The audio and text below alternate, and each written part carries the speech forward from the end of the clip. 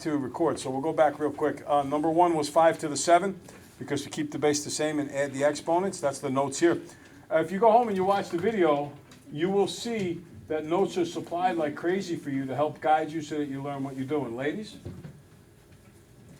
Next, I'm moving it 7 places, so it's 2.8 times 10 to the 7 for 28 million. Rachel, we need to not talk right now. Gentlemen, do you want to be separated? Okay, don't say anything. Josh, I need you turned and looking at this, comparing your paper to it. Next one, I'm going to multiply the coefficients, numbers in front, I get 23.45. Then it's times 10 to the 17. But the problem is that I can't have a number in scientific notation that's 23.45. It's supposed to have a max value of 9.9999999, something less than 10. So this would be 2.345, I divide by 10, but then I have to multiply by 10 to balance it out, times 10 to the 18. And we're very good at that manipulation. As far as the sum goes, you need to add them. So I rewrite them both in standard numeral. I do the addition. I convert back to scientific notation. 2.57 times 10 to the 4th. And here are your summary of steps. Okay? Vertical line test says which one represents a function? A represents a function. This is the picture of a dilation, a rotation, a reflection, and a translation. And Lord knows I can't draw beautifully, so you just do the best you can when you're taking your guesses. Okay, any questions? All right, so now we're on page 2. Solve the linear equations for x, the system. That means only get it so it says x equals, and I notice that they don't line up. As soon as I notice that they don't line up, I'm thinking it's got to be substitution. So I get 4x plus, and then in place of y, I put 3x plus 4 is 11. Same side, same operation. 7x plus 4 is 11, minus the 4, 7x is 7, divided by 7, x is 1. Then I come over here and I substitute it in. 3 times 1 is 3 plus 4, and I get 7. Okay? Over here, any point is always xy. So if this says x10, that means the y is 10. So I put a 10 in the y place. I get an equation 10 equals 3x minus 2. And I solve through and I get x is 4. You know, listen, I'm looking around and I see people who aren't paying a lot of attention as we're going over these answers. If you take a look at today's sheet, you'll notice that it's a lot like these questions. So if you made mistakes on the other sheet, it's really not that big a deal if you're going to learn from your mistakes and realize the right way to do things. But if you got questions wrong on your sheet the other day, and then you're not going to pay attention when we go over what those mistakes were, then and learn from your mistakes, then you're not going to do any better on today's sheet, or on tomorrow's sheet, or on Friday's test, or on Tuesday's final exam. So we really have to make sure that you're following along and you're learning from your mistakes. Write little notes on your paper saying, you know, don't forget that the 10 stands for the y, and so on and so forth. Negative 2y, but now the negative 2 is in the x place, so I substitute the negative 2 for the x. And 3 times negative 2 is negative 6, minus 2 is negative 8. Quadratic always makes a u, it's a parabola. Linear, L-I-N-E, first 4 letters, line. At first I glanced at this and I said, oh look, it looks like to be a quadratic because they pair up, but it's negative positive, they don't pair up. So this is a linear one, going up by the same amount every time, going up by 2's. And then over here,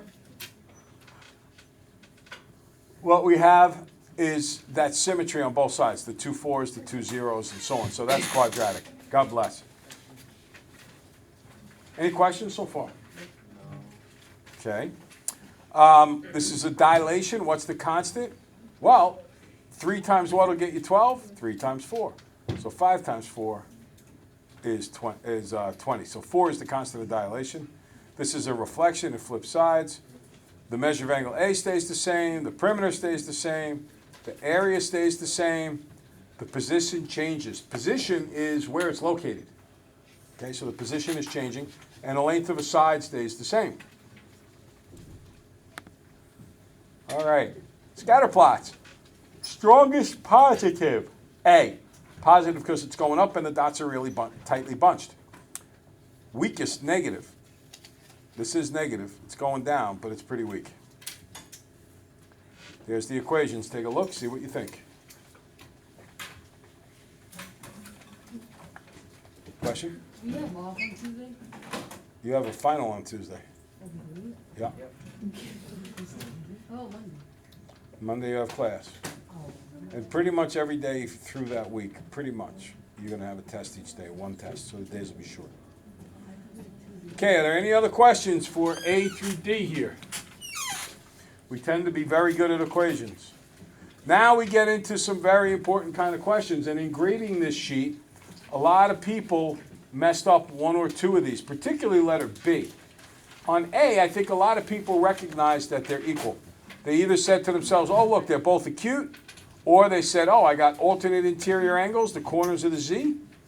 Or they said, look, if I do drag and drop, I'm going to get vertical angles. So they're equal, solve 12.5. And in letter B, if you do drag and drop, they end up next to each other, creating a straight line. And you know that means they always add up to 180 degrees. So I add them up to 180, and I get my correct answer. Any questions? Okay. Then this diagram, it asks you to label as congruent, supplementary, complementary, or none of the above. So 1 and 2, that's these guys right here. Together they make a right angle, so that's complementary, choice C. 3 and 4, together they make a straight line, so that's supplementary, choice B. 2 and 3, that's nothing. They don't make a straight line, they don't make a right angle, they're not across from each other, so it's D, none of the above. And then 1 and 4, same thing. You might think they're vertical, except it's not. This line would need to be cut straight through in order for that to happen. All right. Rational, irrational. You can take a look at the answers. And also the answers for those triangles. Remember, the three angles of a triangle add up to 180 degrees.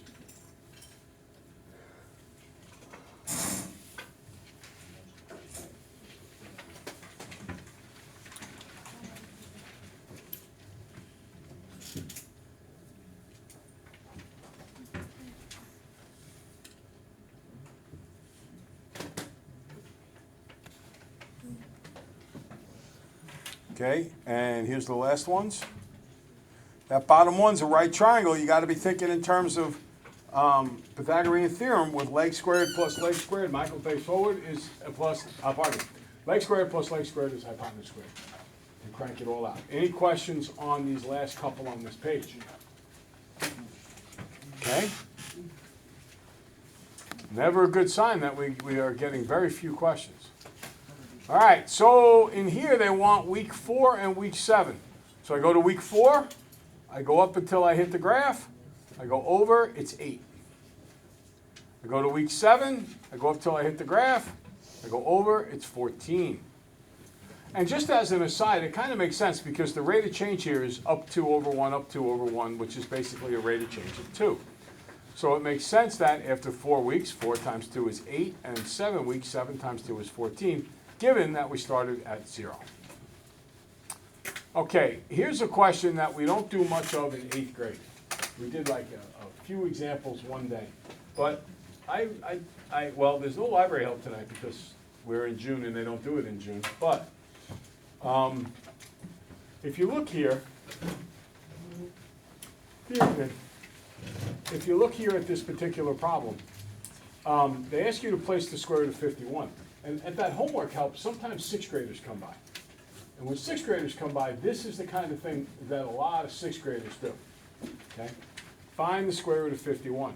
If you guys all take your calculator and type in square root of 51, it's going to tell you like 7.1 or 7.2. Something slightly bigger than 7. So you just go onto the graph and you make a mark slightly bigger than 7. That's radical 51. Okay, the rate of change here is going up by 7 over 1, so it's 7. And here's littlest to big, as littlest to big. Plugging the numbers in. 3 is to x, as 5 is to 15. Cross multiply, x is equal to 9. Okay, questions? Okay. All right, we got the volume question that we have seen a number of times recently, the volume of the cylinder. Remember, it does say to round off to the nearest whole cubic meter, which in this case being 62.83 is 63. Here's my graph. I saw Jenny did a great job with this at lunch today. I flip it over the y-axis, and then I multiply by 2, creating this one. Okay? There's the coordinates for you.